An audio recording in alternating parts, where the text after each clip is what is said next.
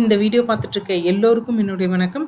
Future life சேனலில் vacancy video பார்க்கறதுக்கு முன்னாடி ப்ளீஸ் சப்ஸ்கிரைப் பண்ணிக்கோங்க. நீங்கள் சப்ஸ்கிரைப் பண்ணால் மாத்திரம்தான் நான் போடுற வீடியோ உங்களுக்கு உடனுக்குடனே கிடைக்கும். அதை பார்த்துட்டு அப்ளிகேஷன் இன்டேட்டுக்கு முன்னாடி உங்களால் அப்ளை பண்ணவும் முடியும்.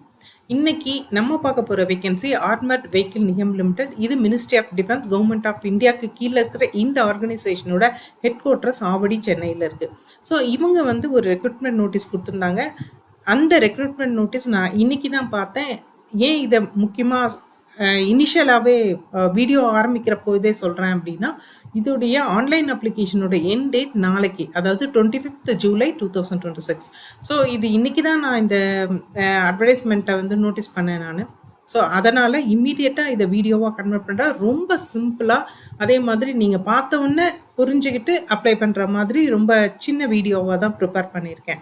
ஸோ இந்த ரெக்ரூட்மெண்ட் நோட்டீஸ் பொறுத்த வரைக்கும் இது ஃபிக்ஸ்டு டேர்ம் கான்ட்ராக்ட் பேசிஸ். அவங்களோட நீட், உங்களோட பர்ஃபார்மன்ஸை வச்சு இந்த கான்ட்ராக்ட் எக்ஸ்டெண்ட் பண்ணப்பட வாய்ப்பு இருக்குது.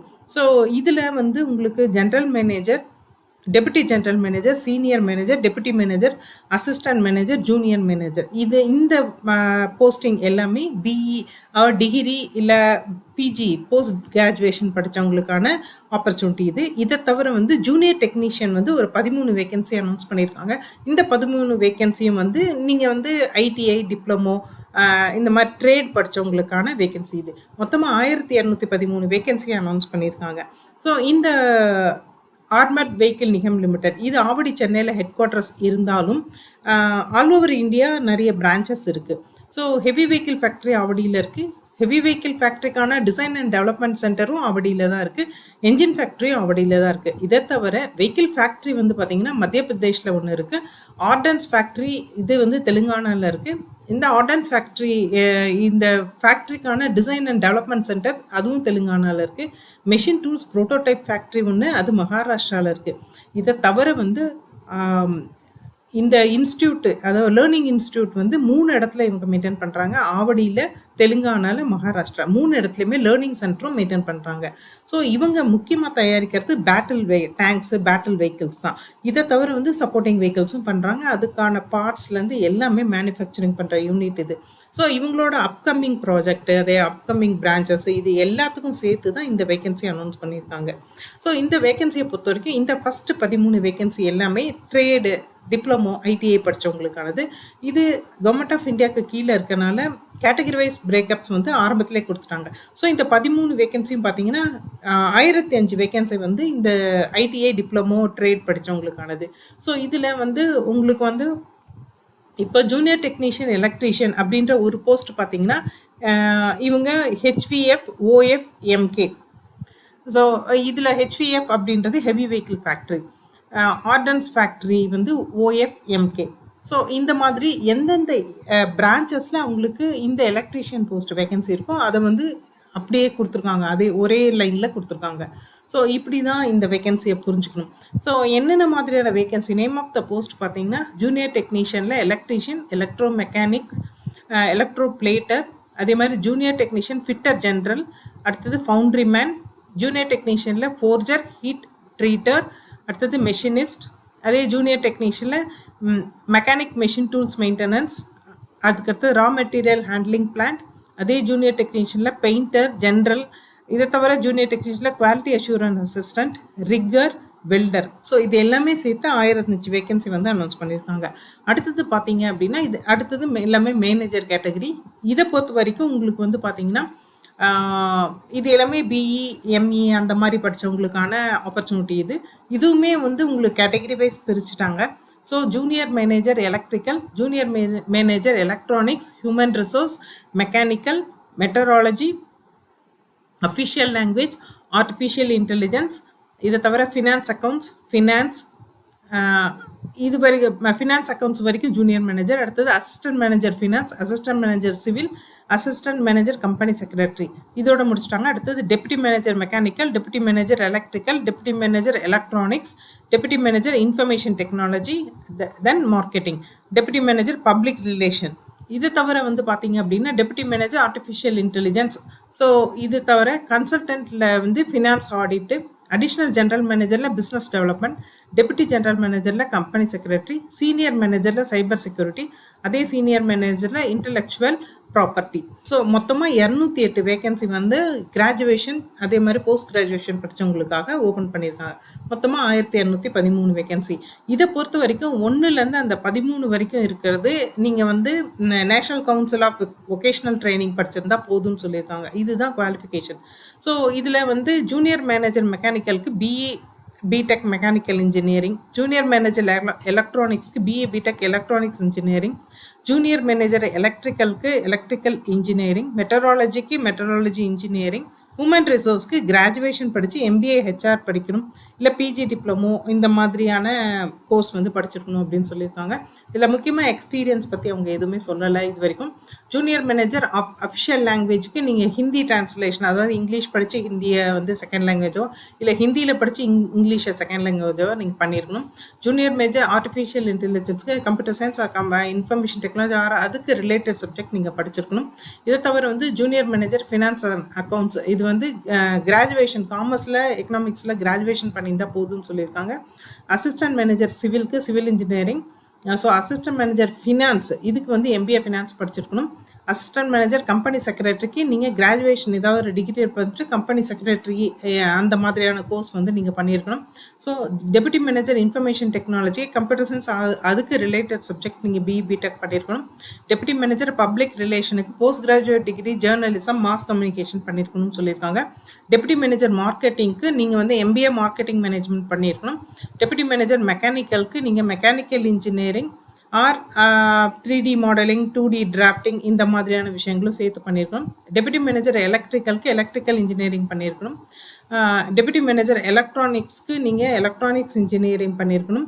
இதில் டிசைரபிள் குவாலிஃபிகேஷன் தனியாக கொடுத்துருக்காங்க. அடுத்தது deputy manager artificial intelligence computer science information technology artificial intelligence அதுக்கு ரிலேட்டட் சப்ஜெக்ட் நீங்கள் பண்ணியிருக்கணும். கன்சல்டன்ட் ஃபினான்ஸ் அண்ட் ஆடிட்டுக்கு சார்ட்டர்ட் அக்கௌண்டன்ட் ப்ளஸ் ஒரு 10 இயர்ஸ் எக்ஸ்பீரியன்ஸும் கேட்டிருக்காங்க. ஜென்ரல் மேனேஜருக்கு வந்து ரிட்டையர்ட் ஆஃபீஸர் இந்தியன் ஆர்மிலேருந்து ரிட்டையர்ட் ஆஃபீஸர்ஸ் வந்து கேட்டிருக்காங்க. இதில் ஜென்ரல் மேனேஜருக்கு. டெபுட்டி ஜென்ரல் மேனேஜருக்கு வந்து நீங்கள் கிராஜுவேஷன் டிகிரி வந்து ஏதாவது ஒரு ரெகக்னைஸ்ட் யூனிவர்சிட்டி இன்ஸ்டிடியூஷனில் பண்ணிவிட்டு கம்பெனி செக்ரட்டரி ஒரு 3 இயர்ஸ் 9 இயர்ஸ் ஆஃப் சர்வீஸ் பண்ணியிருக்கணும். அதில் 3 இயர்ஸ் வந்து ஒரு நல்ல ஸ்ட்ராங் லீகல் கமர்ஷியல் பேக்ரவுண்டோட ஒரு நல்ல ஒரு எக்ஸ்பீரியன்ஸ் இருக்கணும்னு சொல்லியிருக்காங்க. Senior manager cyber security computer science அந்த மாதிரி பண்ணிவிட்டு உங்களுக்கு வந்து ஒரு 1+ இயர்ஸ் வந்து இந்த ஒரு எக்ஸ்பீரியன்ஸ் வந்து இதில் வேணும் அப்படின்றது சொல்லியிருக்காங்க. சீனியர் இன்டெலெக்சுவல் ப்ராப்பர்ட்டி இதில் பொறுத்த வரைக்கும் degree in science engineering technology இந்த மாதிரி ஒரு படிச்சுட்டு 6 இயர்ஸ் வந்து எக்ஸ்பீரியன்ஸ் வேணும் அப்படின்னு சொல்லியிருக்காங்க.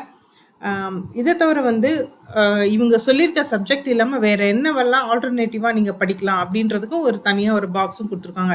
எலக்ட்ரானிக்னா எலக்ட்ரானிக்ஸ் இன்ஜினியரிங் தவிர electronics and communication engineering, electronics and instrumentation engineering, electronic design and technology engineering, applied electronics, applied engineering, electronics and telecommunication engineering. So இந்த மாதிரியான சப்ஜெக்ட் படிச்சிருந்தாலும் எலக்ட்ரானிக்ஸ்க்கு ஈக்குவலண்ட்டாக நீங்கள் அப்ளை பண்ணலாம்னு சொல்லியிருக்காங்க.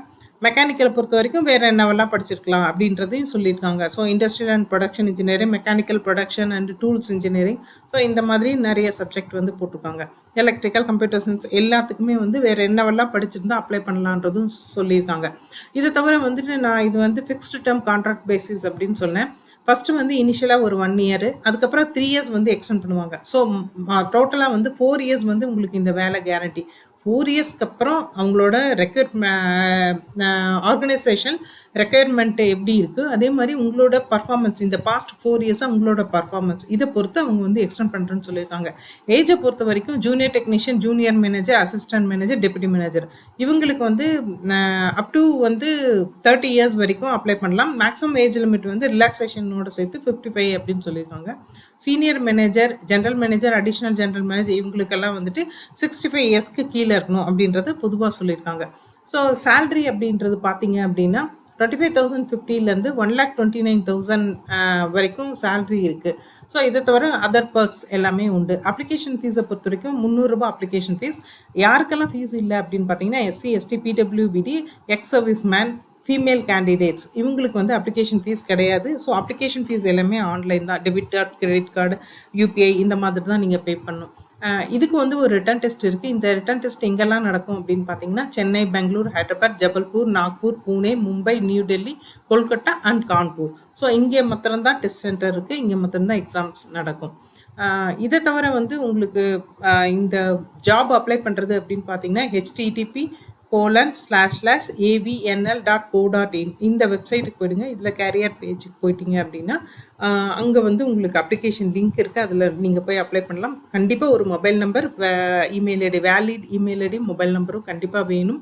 இதை தவிர வந்து ஃபோட்டோகிராஃப், சிக்னேச்சர் இதெல்லாமே நீங்கள் அப்லோட் பண்ண வேண்டியிருக்கும். டேட் ஆஃப் பர்த்க்கு ஒரு ப்ரூஃப், எஜுகேஷனல் குவாலிஃபிகேஷனுக்கு சம்மந்தப்பட்ட சர்டிஃபிகேட்ஸ் எல்லாமே, கேட்டகரி சர்டிஃபிகேட் நீங்கள் எஸ்சியா, எஸ்டியா, ஓபிசியா, அன்ரிசர்வ் கேட்டகரியா அதுக்கான சர்டிஃபிகேட், அப்ரெண்டிஸ்ஷிப் ட்ரைனிங் ஏதாவது அட்டன் பண்ணிங்கன்னா அது, பிடபிள்யூபிடி எக்ஸ் சர்வீஸ் மேன்னா அதுக்கான ப்ரூஃப்ஸ் வந்து நீங்கள் கண்டிப்பாக அப்ளை பண்ணணும். அதே மாதிரி அப்ளை பண்ணி முடிச்சப்பறம் அதை வந்து ஒரு பிரிண்ட் எடுத்துக்கோங்க. பிரிண்ட் எடுத்து வச்சுக்கோங்க. அது ஒரு அப்ளிகேஷன் நம்பர் இருக்கும். அதை சேவ் பண்ணி வச்சுட்டு இந்த ரெக்ரூட்மெண்ட் முடிகிற வரைக்கும் அதை வந்து நீங்கள் அந்த ரெஃபரன்ஸ் நம்பர் வந்து உங்களுக்கு கண்டிப்பாக வேணும். எந்த விதமான டாக்குமெண்ட்ஸும் நீங்கள் பை போஸ்ட் வந்து ஆவடி சென்னைக்கு அனுப்ப வேண்டாம் அப்படின்னு சொல்லியிருக்காங்க. இது 11th ஜூலை தான், இந்த காலைல 10 மணிக்கு தான் இந்த லிங்க் ஓப்பன் ஆச்சு. ஸோ நான் முக்கியமாக மறுபடியும் சொல்கிறேன், க்ளோசிங் டேட் அப்படின்றது நாளைக்கு 25th ஜூலை 2026. இங்கே வந்து அவங்களோட வெப்சைட் கொடுத்துருக்கேன். கீழே கொடுத்துருக்க லிங்க் பார்த்தீங்கன்னா நோட்டிஃபிகேஷனாக லிங்க். இந்த வீடியோ வந்து ரொம்ப அர்ஜென்ட்டாக போடுறதுனா ரொம்ப ஷார்ட்டாக எடுத்திருக்கேன். நான் இந்த வீடியோவை ரொம்ப அதிகமான விஷயங்களே சொல்லலை. ஸோ நோட்டிஃபிகேஷன் படிக்காமல் அப்ளை பண்ண வேண்டாம். நோட்டிஃபிகேஷனான லிங்க் வந்து நான் டிஸ்கிரிப்ஷன்லேயும் கொடுத்துறேன். நீங்கள் நோட்டிஃபிகேஷன் படிச்சுட்டு அதுக்கப்புறமா அப்ளை பண்ணுங்கள். அப்ளை பண்ண போகிற எல்லோருக்கும் பெஸ்ட் ஆஃப் லக். அதே மாதிரி இந்த வீடியோ பார்த்த எல்லோருக்கும் ரொம்ப தேங்க்ஸ். நெக்ஸ்ட் வேறு ஏதாவது ஒரு வேகன்சி வீடியோவில் பார்ப்போம். தேங்க்யூ.